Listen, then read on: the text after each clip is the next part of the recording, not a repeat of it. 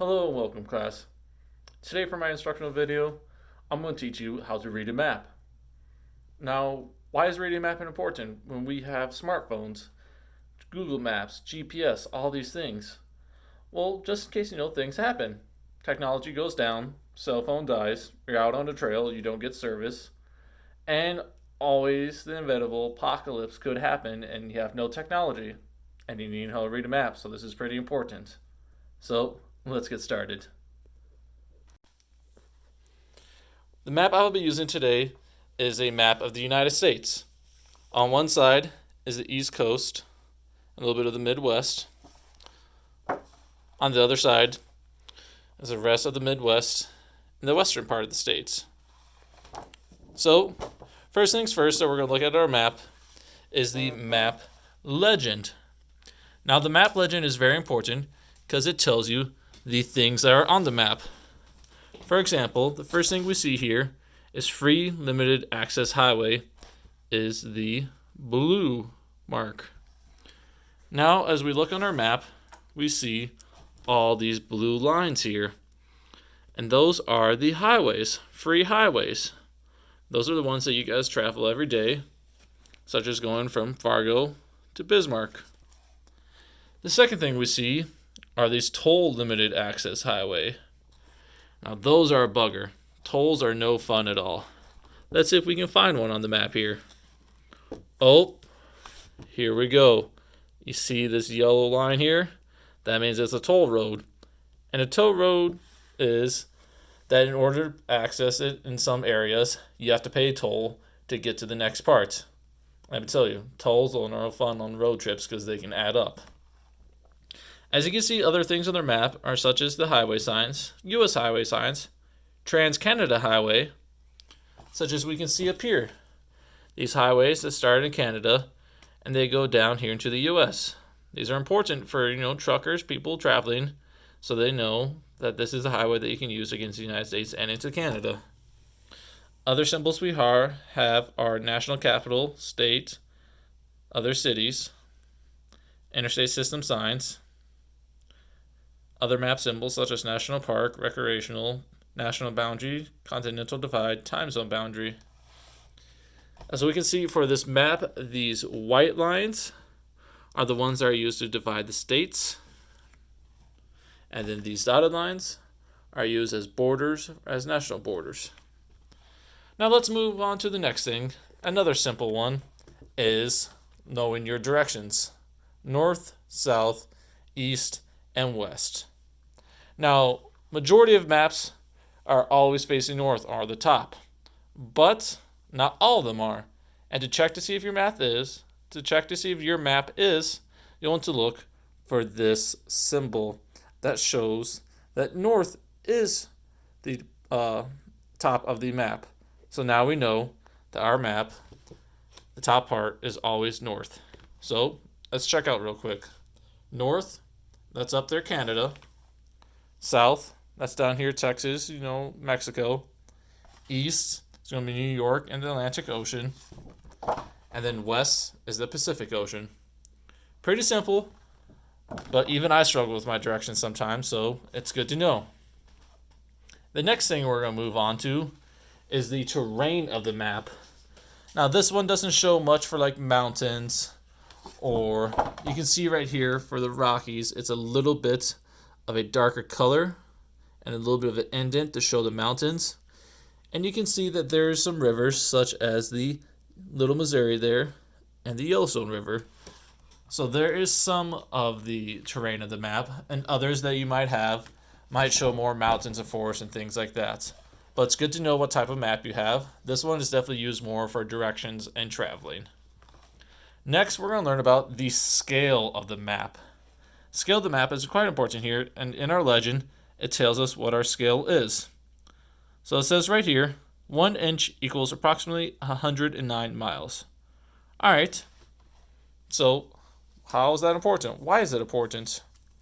That's because, obviously, you can see the map is smaller, and if you're traveling, you need to gauge out what your distance is.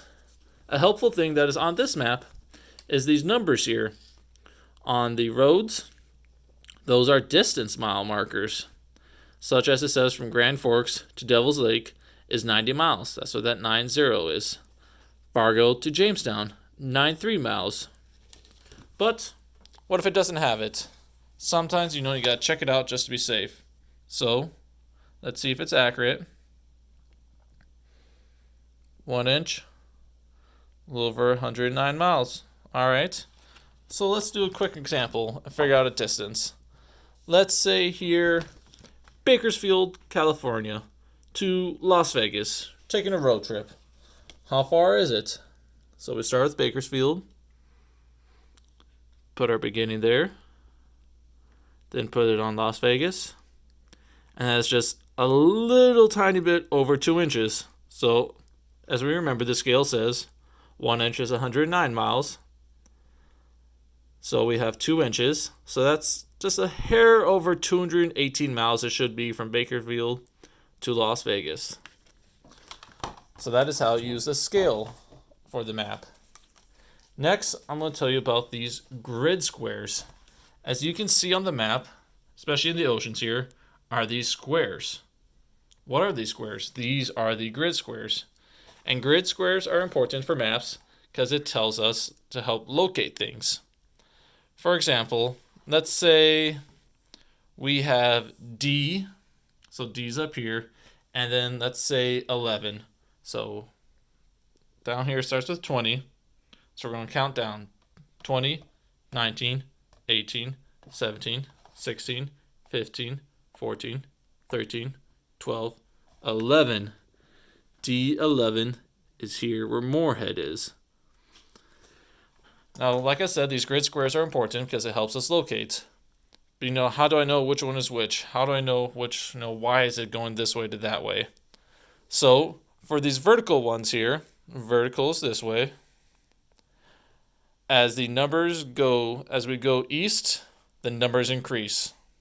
And those lines are called easting lines.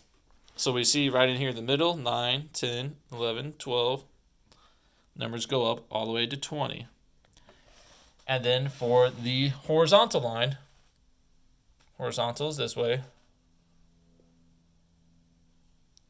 Actually, correction class. My apologies. Horizontal is this way.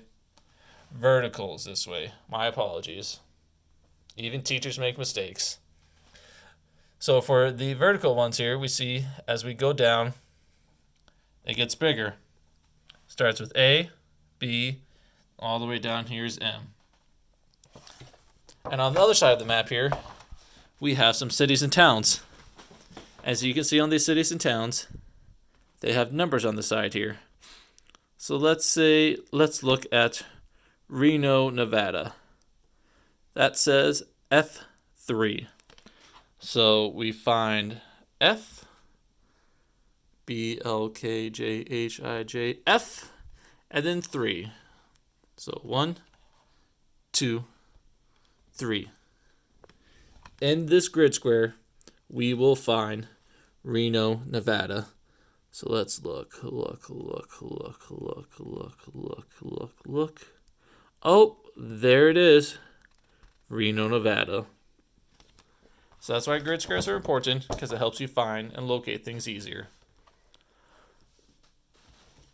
So class, let's quickly review. Today I showed you a map of the United States, some map legends, the directions, north, south, east, and west. Showed you how to read a map, how to read the terrain of it, how to use grid squares. So if it's the apocalypse, and they tell you that L17 is a safe zone, and you're living in Fargo, you can use the scale to measure the distance to see how far you need to travel, figure out which cities you can stop in and what interstate and road systems to take. Thank you, and hope you guys learned something useful today.